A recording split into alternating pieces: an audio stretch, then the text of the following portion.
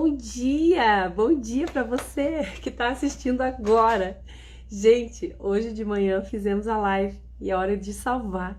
Eu cliquei lá no meu celular e eu não sei o que eu fiz e apagou. Não consegui recuperar. E agora fui lá, levei minha sobrinha na escola e ela foi tentando no carro, né? Tentar recuperar, não recuperou. Então, assim, sua adolescente não recuperou, é porque não tem solução, né? Eles sabem muito de computador, muito melhor do que nós. Então, eu vim aqui, eu vou reler. Eu vou ler de novo, para que você que acompanha depois do momento ao vivo, né? Não perca essa sequência, porque é muito importante, né? Que a gente faça todos os dias e ler. Às vezes você não tem condições de parar e de ler ali a palavra, né?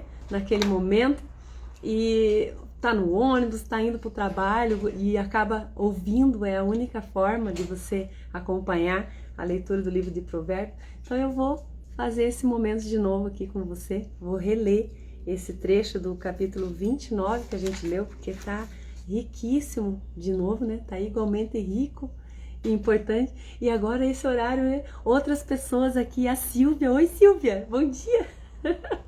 Silvia, minha amiga querida, né? Então tô aí fazendo praticamente no horário de 7h16 hoje, né? Tô refazendo a live, Silvia, porque eu perdi, não salvou a anterior, mas não há de ser nada, né? Deus tem propósito todas as coisas. Então eu quero fazer a leitura de novo aqui com você desse trecho para que você possa acompanhar aí como tem sido nesses 29 dias do livro de Provérbios. A gente começou lá no capítulo 1 e estamos seguindo aí até o capítulo 31, que termina exatamente no dia 31. E um hábito que vire isso, um hábito aí na tua vida, de você fazer essa leitura diariamente, porque é muito importante essas verdades. Cada versículo desse traz uma profundidade da palavra de Deus muito grande, é vida para nossa vida, né? Quanto mais a gente se expõe à palavra de Deus, mais a gente cresce e aprende com Ele, mais a gente conhece a Deus, mais a gente se reconhece dentro dele, né? E mais é revelado para nós a nossa própria identidade, e com isso a gente consegue cumprir aí todo o propósito que Deus nos criou para ser. Isso é grande, a gente viver a nossa missão, viver com leveza aquilo que Deus coloca nas nossas mãos. Então vamos lá? Vamos começar essa leitura no capítulo 29. Oi, Camila, tudo bem? Você entrou no finalzinho da live anterior, né? Eu perdi, Camila, não consegui salvar aquela live e vou fazer de novo essa leitura, né? Vamos testar aquilo que nós tínhamos comentado ali na live, que o Espírito Santo ele se renova a cada dia, e por mais que você repita a leitura desse provérbio todos os dias, Deus vai falar diferentemente ao seu coração, com a profundidade daquilo que você precisa. É a palavra revelada, né? O rema. Eu tinha comentado, né? Que tem a palavra escrita, que é o grafos, né? O logos, que é a palavra falada, e o rema, que é a palavra revelada. E Deus, ele fala com a gente através de todas essas formas de palavras, né? De leitura, através da leitura, através do ouvir. E ele fala ao nosso coração através do rema, aquela palavra que é para você, uma palavra específica para uma pessoa específica, numa situação específica. Foi assim que o pastor David Poichou, lá da igreja de Coreia, da Coreia, né, a maior igreja da Coreia, ele definiu dessa forma o que era o rema, né? A palavra, o rema, é uma palavra específica para uma pessoa específica, numa situação específica. Só o Espírito Santo pode fazer isso, né? Dentro de uma multidão. Então vamos lá, vamos ler a partir do versículo 1, que diz assim: quem insiste no erro depois de muita repreensão será destruído, sem aviso e irremediavelmente. Quando os justos florescem, o povo se alegra, quando os ímpios governam, o povo geme. O homem que ama a sabedoria dá alegria a seu pai, mas quem anda com prostitutas dá fim à sua fortuna. O rei que exerce a justiça dá estabilidade ao país, mas o que gosta de subornos o leva à ruína. Quem adula seu próximo está armando uma rede para os pés dele, né? Eu lembro que a gente parou nesse versículo aqui, porque é bem interessante a forma como é colocado tão sucintamente uma grandeza dessa. Aquele que adula o seu próximo está armando uma rede para os seus pés. Então você está causando mal para a vida daquele que está sendo bajulado, porque está impedindo ele de olhar para si mesmo, de reconhecer os próprios erros e vai crescendo cada vez mais no orgulho. A Bíblia diz que Deus resiste aos soberbos e dá graça aos humildes. O coração orgulhoso, ele cresce em soberba, aquela cheio de si mesmo, né? Quando a pessoa pensa que já sabe tudo. E quando a gente acha que já sabe tudo, a gente perdeu a nossa capacidade de aprender, porque nós não somos perfeitos, né? A palavra perfeito quer dizer que está acabado, que está concluído. Nós não estamos ainda concluídos, nós somos seres em construção, né? Estamos sendo construídos por Deus dia após dia. No 6, o pecado do homem mau o apanha na sua própria armadilha, mas o justo pode cantar-se e alegrar-se. Os justos levam em conta os direitos dos pobres, mas os ímpios nem se importam com isso.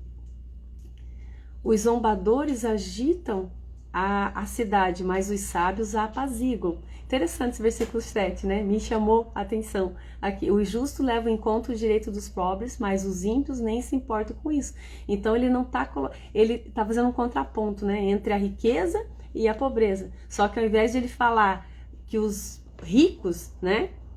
Onde que está ali? No 6, no 7. Os ricos nem se importam com isso, ele diz os ímpios nem se importam com isso. Porque a riqueza não é pecado, né? A gente já ouviu tanto isso na nossa vida, né? Que é mais fácil um camelo passar no fundo da agulha do que um rico entrar nos reinos dos céus. Jesus não está condenando a riqueza, ele estava condenando o amor à riqueza, né? Porque ele disse nesse mesmo trecho, quando ele estava conversando com aquele jovem rico, ele disse assim, porque onde está o seu tesouro, ali está o seu coração. Então Deus corrige o nosso coração, porque Ele quer nos acrescentar coisas que a gente precisa nessa terra, né? Para viver bem, para ter uma vida abundante. Essa é a missão de Jesus na terra. Ele falou, eu vim para que todos tenham vida e a tenham em abundância. Está lá em João 10:10, né?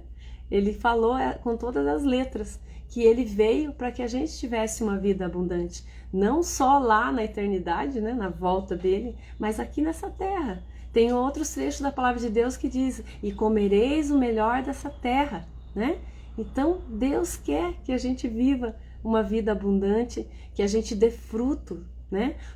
O fruto, a palavra fala muito, comparando a gente a árvores, né? Vós sois como árvores plantadas junto ao ribeiro, cujas folhas não secam, né? As folhas não secam, acho que é isso que fala, e ainda que as folhas servirão de vermelho, os frutos darão como alimento e as folhas servirão de remédio. Então isso é o que Deus tem para nós, que o nosso fruto, ele vai servir de alimento para outras pessoas e as nossas folhas vão servir de remédio. Só que o crescimento da árvore começa na semente, e a semente é a sabedoria de Deus. Quando a gente busca essa semente, planta ela vai crescer. Essa árvore, o crescimento é a prosperidade. A palavra crescer, a palavra prosperidade fala de crescer. Ela tem uma tradução também de feliz, né? Próspero, ano novo, a gente diz isso para as pessoas, né? Feliz ano novo, feliz Natal e próspero ano novo, desejando que aquele ano seja feliz em todas as áreas da vida dela. Essa palavra prosperidade fala em feliz e fala em crescimento, para que haja crescimento em todas as áreas da sua vida. E esse crescimento da árvore é uma construção daquilo que a gente é um amadurecimento do nosso ser, né? Quando a gente busca isso em Deus, dá vida àquela semente, aquela sabedoria de Deus que foi fecundado ali, traz o crescimento para aquilo que nós somos. E numa determinada estação, né, no tempo certo, como a palavra diz, nós vamos dar muito frutos. Nós vamos dar muito frutos. Então, esses frutos, eles vão servir ali de alimento tanto para a árvore, porque ela cai no chão e se torna a terra transformada em adubo, como serve também de alimento para as pessoas que precisam dele. Então, a bênção que Deus nos dá, a riqueza que Deus nos dá, ela traz benefícios para nós e para o próximo. Para você saber a métrica aí, para você saber se o sonho que Deus colocou no teu coração provém dele, basta você olhar, né? vai beneficiar somente a mim ou vai beneficiar a muitas pessoas? O propósito que nós temos nessa terra, a nossa missão aqui, a nossa que está relacionada à nossa vocação, aquilo que a gente tem habilidade para fazer, o sonho de Deus no nosso coração, ele nunca vai beneficiar somente a nós. Ele vai abençoar a vida de várias pessoas. Isso é lindo demais. Deus nos fez para viver em comunhão. Por isso que ele colocou ali como primeiro mandamento, amar a Deus sobre todas as coisas, porque isso é proteção para a nossa própria alma, porque nós somos seres adoradores. Se a gente não está adorando a Deus, a gente está adorando a nós mesmos, a gente está adorando as coisas, está adorando o nosso trabalho, está adorando alguma coisa, né? Isso é a idolatria, quando a gente não volta o nosso coração, a nossa honra a Deus. E quando a gente ama a Ele sobre todas as coisas, a gente protege o nosso coração. E é o segundo mandamento que Jesus resumiu os próximos 6 ali, em amar o próximo como a ti mesmo. Porque a gente depende um dos outros, a gente precisa uns dos outros, né? Um beijo aí pra Nena, pra MF Saboraria, eu acho que eu não lembro quem que é da MF, né? Que bom que vocês estão aí. É interessante, né, gente? Tô fazendo essa live de novo, né? Que eu perdi a gravação anterior, não salvou aqui no meu celular. Tô relendo aqui com você para que você acompanhe também, você que assiste depois do horário, né? E com isso a gente aprende 2 vezes, né? É muito lindo, a palavra de Deus, ela se renova a todo momento. Se a gente for ler o mesmo trecho várias vezes ao dia, o Espírito Santo vai falar ao nosso coração de formas diferentes, da maneira como a gente precisa compreender. Talvez as mesmas coisas, só que com palavras diferentes, até que a gente compreenda.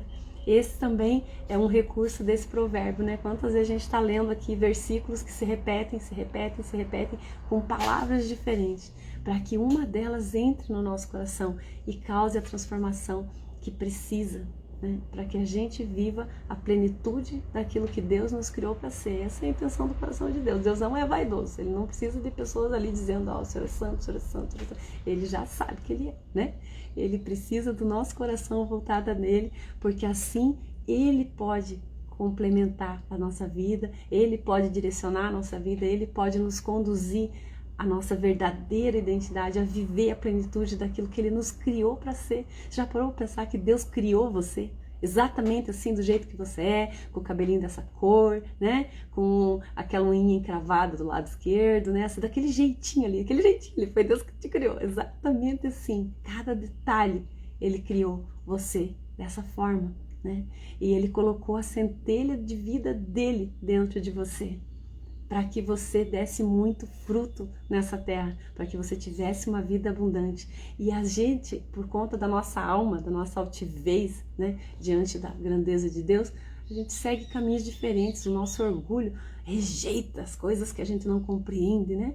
E com isso, Deus fica impedido de nos mostrar a direção, porque a nossa alma não conhece a totalidade das coisas, da forma como Deus conhece. Deus é onisciente, Ele conhece todas as coisas.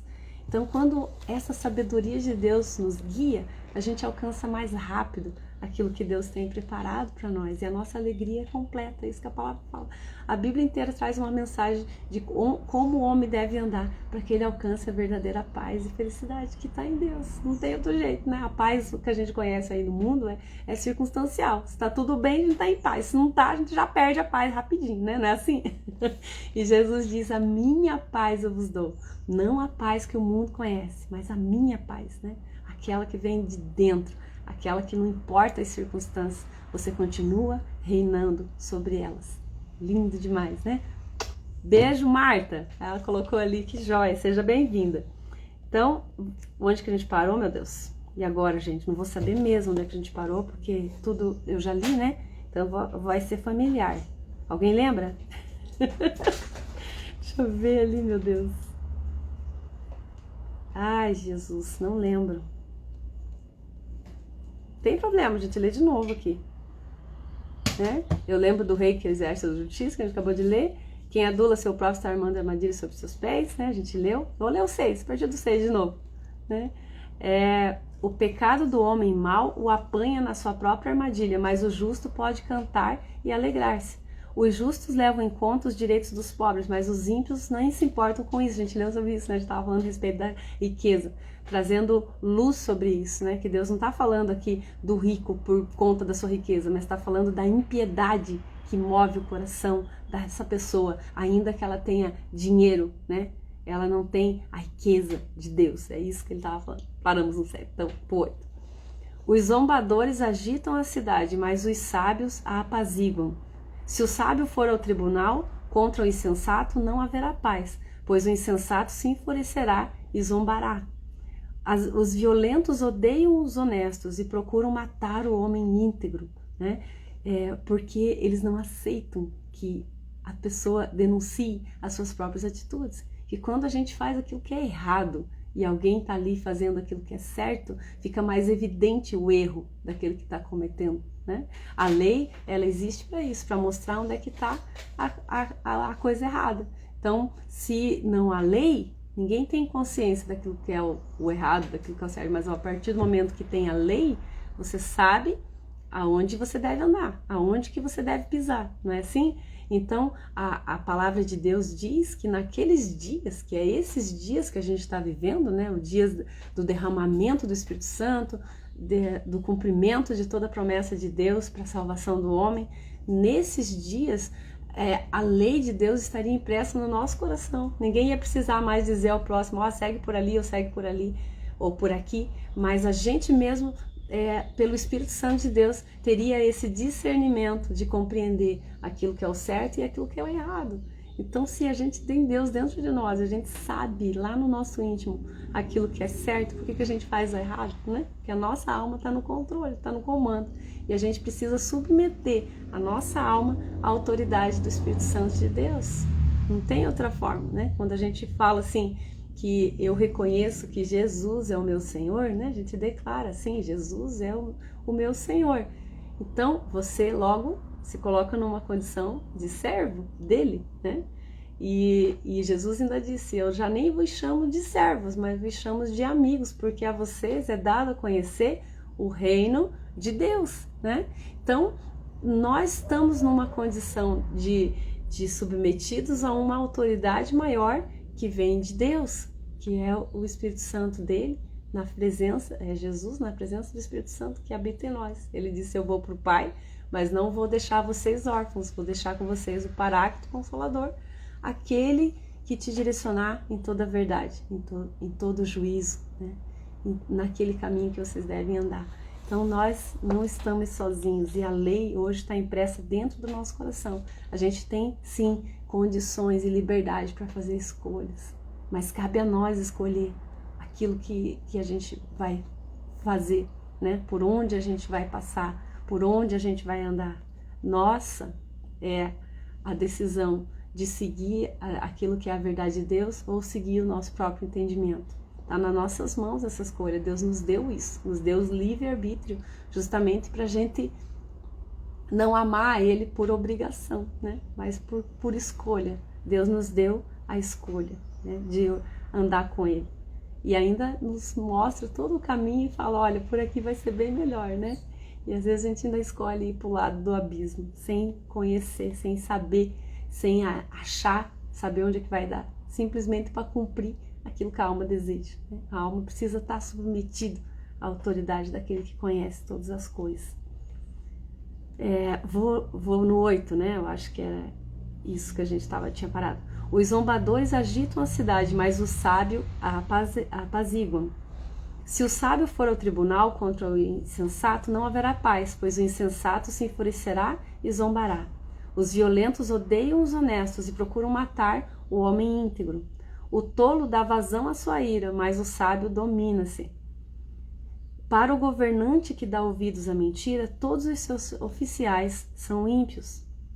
O pobre e o opressor têm algo em comum. O Senhor dá vista a ambos. O pobre e o opressor têm algo em comum. O Senhor dá vista a ambos. Ambos têm condições de enxergar a condição que eles se encontram.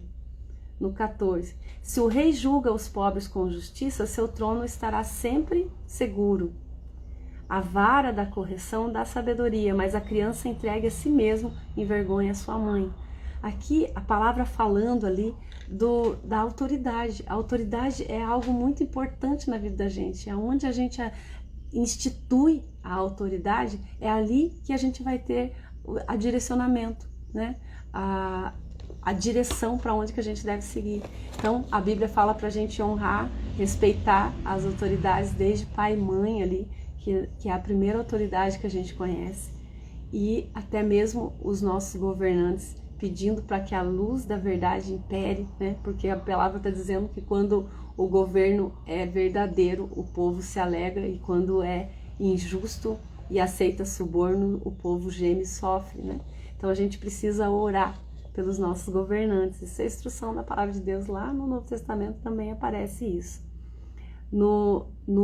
E aqui falando da correção da criança, né? No 15, no 16, quando os ímpios prosperam, a Ana Maria que estão aí de novo, não estão entendendo nada, né, Ana? Tô refazendo a live, Ana, porque perdi o arquivo. Na hora que eu fui salvar ali, caiu. Aí eu pensei, vou lá, vou fazer de novo, vamos ler de novo, né? Porque eu quero que você acompanhe. Você que está acompanhando depois do horário tem essa oportunidade de ouvir, às vezes não consegue ler ali onde está no trabalho, né? Então vamos acompanhar para a gente não quebrar essa rotina, né? Para que isso seja uma rotina na vida da gente. A gente lê, começar o nosso dia lendo a palavra do Senhor, começar o nosso dia no momento que você puder. Não precisa ser lá às 6 da manhã, mas a hora que você começar o seu dia, que você comece na presença do Senhor, pedindo a Ele a direção e a instrução para aquilo que você vai passar no dia de hoje, para que Ele abra a luz do seu entendimento, para que você faça as melhores escolhas, para que você escolha deixar entrar no teu coração aquilo que é bom, aquilo que é agradável, aquilo que é verdadeiro, aquilo que realmente é consonante com a palavra de Deus a teu respeito, e não palavras de ofensa, palavras de amargura, coisas que são externas a isso, né? Então a escolha é nossa, fazer do nosso dia um bom dia. A Ana dizendo ali que teve que sair, agora entrou de novo e está estranhando, né?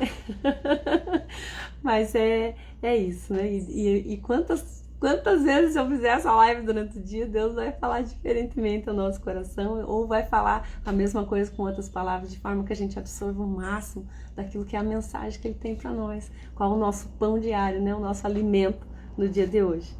Então, no 16, quando os ímpios prosperam, prospera o pecado, mas os justos verão a queda deles. Discipline seu filho e este lhe dará paz, trará grande prazer à sua alma. Onde não há revelação divina, o povo se desvia, mas como é feliz quem obedece à lei. Meras palavras não bastam para corrigir o escravo. Mesmo que entenda, não reagirá bem, né? A gente de manhã paramos, de manhã nós ainda estamos de manhã, né? Antes, nós paramos nesse versículo aqui. Meras palavras não bastam para corrigir o escravo, mas que mesmo que entenda, não reagirá bem, né? E eu comentei a respeito que naquele tempo a prática era comum, a escravidão, tanto pelas pessoas que se endividavam e acabavam se entregando como escravo para sanar aquelas dívidas, quanto na conquista das cidades, quando os despojos da cidade eles pegavam como pertences a ele, e as pessoas que ali moravam iam lhe servir como escravos, como trabalhadores, sem o recebimento, né? Apenas em troca ali da comida. Então, quando a Bíblia fala que Jesus veio, é o nosso remidor, o remidor pelos nossos pecados, está se referindo a essa prática, porque aquele que era se colocado como escravo por conta de dívidas, se ele tivesse um parente rico, esse parente podia remir a sua dívida, pagar a sua dívida, e aí ao invés dele trabalhar como escravo para um estranho, ele trabalhava para esse parente, cuja pena, cujo jugo era muito mais suave do que trabalhar para um estranho, né? Ele estava ali na casa dos parentes, das familiares. É como jamais alguém, vem morar comigo, você me ajuda aqui na plantação, nas colheitas, no cuidado das criações, e a pessoa vivia feliz ali, né? Mesmo tendo aquela dívida, até que ela tivesse condições ali de pagar aquela dívida, ou viesse o tempo da expiação, porque diante do povo judeu, Deus não admitia que aqueles devedores ficassem por muito tempo. Então tinha o ano do jubileu, né? que eu acho que o jubileu era de 50 em 50 anos, que tudo aquilo que eles tinham feito revertiam, tanto quem era escravo passava a ser livre, quanto as propriedades que tinham sido vendidas para outros irmãos ali, para outras pessoas da mesma, do mesmo povo, voltavam para o dono anterior. Era uma coisa bem interessante, assim, instituído por Deus para que ninguém tivesse falta de nada. E a cada 7 anos também havia o perdão ali sobre a dívida, sobre as coisas que tinham cometido. Então Deus fazia isso, né, para abençoar a vida das pessoas, para levar elas ao arrependimento, de não cometer mais aqueles mesmos erros. E essa remissão fala acerca de Jesus, quando ele veio e ele nos comprou com preço de sangue para que nós pertencêssemos a ele.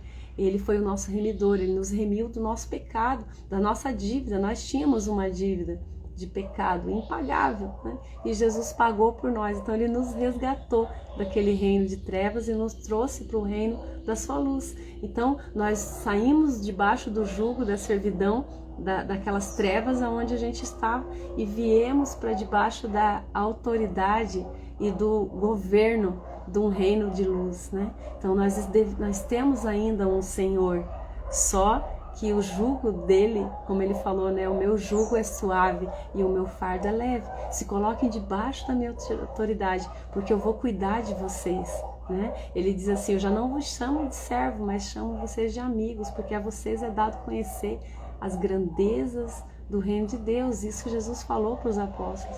E ele fala ali nesse trecho de João 15, né? 16, 17... esse trecho todo, ele falando e orando ali, intercedendo, não só por aqueles que andavam por eles, mas por todos aqueles que viriam a crer nele depois daqueles tempos, depois que tivesse passado todo aquele tempo. Então, é um privilégio a gente estar debaixo do senhorio de Jesus, e quando a gente reconhece isso, a gente deixa ele ser Deus sobre as nossas vidas, a gente deixa ele assumir esse controle que nós nunca tivemos, na verdade. A gente não tem controle de nada, né? A gente pensa que tem controle, mas nós não temos controle de nada. Então, quando a gente entrega as rédeas da nossa vida nas mãos daquele que tudo conhece, ele nos direciona para qual é o melhor caminho para nós, aonde a gente realmente vai encontrar aquilo que a gente tanto busca, né? Que é ter uma vida feliz, viver em paz, né? Com alegria, com abundância, que é o que Jesus nos deu. Abundância é quando você não tem falta daquilo que você precisa e você ainda pode abençoar a vida de outras pessoas. Isso é abundar, né? É ir além da capacidade, é extrapolar aquilo que você precisa. E isso é vontade de Deus para mim e para você, para que a gente possa abençoar a vida de outras pessoas também que ainda não alcançaram, né? Então, no 20, você já viu alguém que se precipita no falar? Pois há mais esperança para o insensato do que para ele. Se alguém mima seu escravo desde jovem, no fim terá tristezas. A correção faz parte, a disciplina faz parte, para que a gente reconheça que está errado naquilo ali, né? E o soberbo, ele não aceita a correção, ele não aceita a disciplina nem de Deus. Por isso que a palavra diz que Deus resiste aos soberbos, porque eles não podem ser transformados, há uma resistência, Deus não consegue se aproximar dele, né? É o mesmo passo, o mesmo versículo, ele diz que Deus, ele dá graça aos humildes, aquele que tem o coração rendido à autoridade dele, esse vai ser tocado por ele, né? No 22, o homem irado provoca brigas e o de gênio violento comete pecados. 23, o orgulho do homem o humilha, mas o de espírito humilde obtém honra. O cúmplice do ladrão odeia a si mesmo, posto sob juramento, não ousa testemunhar. Quem teme o homem cai em armadilha, mas quem confia no Senhor está seguro. Muitos desejam os favores do governante, mas é do Senhor que procede a justiça. Os justos detestam os desonestos, já os ímpios detestam os íntegros, né? Que interessante esse versículo, dizendo ali, os justos detestam quem é desonesto e os ímpios detestam aquele que anda em integridade. Paulo já nos alertou sobre isso lá em Gálatas 16, onde ele diz assim, que o corpo conspira contra o espírito, né? A alma conspira contra o espírito e o espírito contra a carne. Então é antagônico, porque a nossa alma, o nosso corpo, ela deseja algo, imediato, aquilo que dá prazer, porque a alma busca os prazeres, aquilo que é mais fácil, aquilo que é mais cômodo, e o espírito busca aquilo que é necessário, aquilo que você precisa de fato para encontrar esse propósito de Deus. Então uma coisa é antagônica à outra, enquanto uma busca os prazeres momentâneos e as coisas que estão diante dela, no natural, o Espírito age e nos conduz a uma vida com Deus no sobrenatural, né? Então sempre vai haver essa divergência entre a luz e as trevas, e a gente precisa escolher de que lado a gente quer estar, né? Ou submetemos a nossa alma à autoridade de Deus para conhecer as profundezas e a verdade de Deus a nosso respeito, ou a gente cede aos prazeres da vida, né? Da terra, das coisas que estão aí, e a gente sabe muito bem aonde que isso vai dar, né? Não existe nenhum prazer terreno, nenhum prazer momentâneo que substitua a alegria do Espírito Santo, aquilo que vem de Deus. A Bíblia fala acerca dos dons do Espírito Santo, que é bondade, longanimidade, paciência, amor, perseverança, né? Paz, paciência. Então todas essas coisas, alegria, né? São 9 dons, 9 frutos ali do Espírito Santo. Eu imagino, né, como uma laranja, uma mexerica, uma mimosa, não sei como que se chama, que isso aí tem uns 15 nomes, né? Bergamota e assim vai. Tangerina. Que é um fruto só com vários gomos. Assim é o Espírito Santo. Você vai desenvolvendo ali cada gomo daquele até fechar um fruto completo na sua vida e você viver a plenitude daquilo que Deus te criou para ser. Esse é o intento do coração de Deus, porque Ele sabe que é ali que você vai encontrar a verdadeira alegria. E como Davi escreveu lá no Salmo, ele disse assim que Deus se alegra em realizar o desejo do nosso coração. Deus se alegra com a nossa alegria. Deus não é carrasco, Ele não está com chicote ávido por te castigar. Esse não é o Deus, né? Essa é a nossa imagem de Deus baseada na figura de pai. A gente compara muito com o pai terrestre. Deus é muito mais amor do que aquilo que a gente pode conceber, aquilo que a gente tem como parâmetro, né? Porque ele fala, ele compara ali o amor de uma mãe que é capaz de dar a vida pelo filho. E ele ainda fala na palavra dele, ainda que uma mãe se esqueça do seu filho, coisa que já não é natural, né? Eu jamais me esquecerei de vós, eu jamais vou deixar de cuidar de vocês. Então, ele falando ali, o meu amor é superior a esse que você conhece como amor maior, né?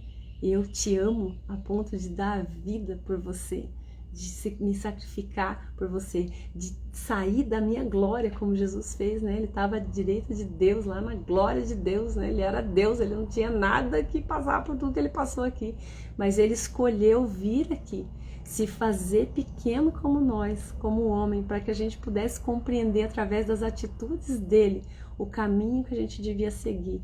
Deixou uma mensagem ao nosso coração e expiou o pecado da humanidade, porque ele se entregou como aquele sacrifício vivo, o Cordeiro de Deus, porque segundo um princípio espiritual que está escrito na palavra de Deus, não há remissão de pecados sem derramamento de sangue. Jesus derramou o próprio sangue para comprar a nossa dívida, para pagar a nossa dívida. Para quê? Para que a gente vivesse deliberadamente por nós mesmos? Não, nós pertencemos agora a Ele. E quando a gente se submete, abandona a nossa rebeldia da nossa alma e se submete a essa autoridade, senão eu reconheço o sacrifício de Jesus por mim e eu me submeto à autoridade dele. Aí o Espírito Santo ganha espaço dentro de nós e ele consegue nos guiar para esse caminho excelente, né? O Espírito Santo é um Espírito excelente. A excelência vem de Deus.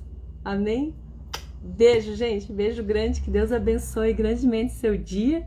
E ao vivo, amanhã nós estaremos às 6h16, né? Hoje nós estivemos aqui às 6h16, mas eu não consegui salvar essa live.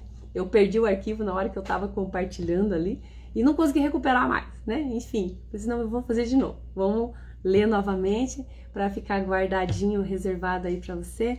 Eu sei que tem muita gente que acompanha depois do horário ao vivo das 6h16 e também pelo YouTube. Então quero mandar um beijo grande Para quem está acompanhando aí do YouTube, quero mandar um beijo para Maria Helena, que começou a acompanhar a partir de agora. Beijo para você, Maria Helena, para a Morina, para a Márcia e para todos os outros que estão ali, que às vezes não deixam comentário, não sei quem é, mas eu sei que tem muita gente ali também, e que você seja grandemente abençoado pela palavra de Deus, né? Te incentivo a compartilhar com quem você acha que também precisa estar em contato com essa palavra, porque cada vez que a gente se coloca em contato com a palavra de Deus, nós somos transformados por ela. Imagine se todo mundo